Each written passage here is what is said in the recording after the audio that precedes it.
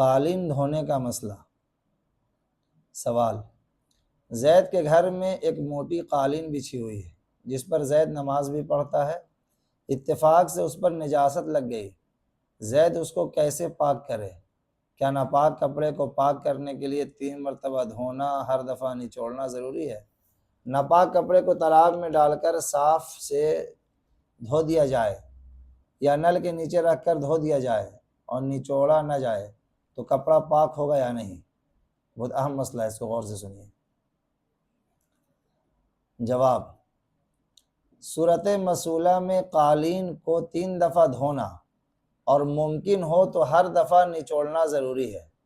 موٹی قالین ہو یا کوئی ایسا کپڑا جو موٹا ہو، دھونے میں مشقت ہو، تو اس کے دھونے کا طریقہ یہ ہے، قالین کو 3 دفعہ دھونا اور ممکن ہو تو ہر دفعہ نچوڑنا بھی ضروری ہے، اور اگر نچوڑنا ممکن نہ ہو، دقت ہو، تو اس کو دھو کر اتنی دیر چھوڑ دے کہ تقاطر موقوف ہو جائے۔ کوئی موٹا کپڑا ہے، دھونے کے بعد اس کو نچوڑ نہیں سکتے ہیں، تو اس کو ایک دفعہ دھو کر دیوار پر یا رسی پر رکھ دی جائے اور اتنا دیر چھوڑ دیا جائے کہ تقاطر موقوف ہو جائے، جو پانی کے قطرات اس سے ٹپک رہے ہیں پانی کا ٹپکنا بند ہو جائے، پانی کا ٹپکنا بند ہو جائے، تو سمجھا جائے گا کہ ایک دفعہ اس کو دھو دیا گیا، یعنی نچوڑ لیا گیا۔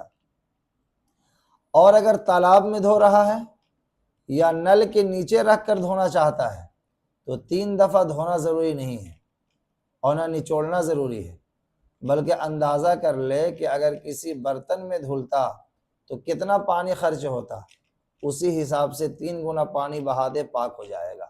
سمجھ میں یہ بات؟ بڑا اہم مسئلہ ہے۔ حوالہ سنیے، شامی جلد 1 صفحہ نمبر 540، قاضی خان جلد 1 صفحہ نمبر 23، البحر الرائق جلد 1 صفحہ نمبر 412۔ واللہ اعلم بالصواب۔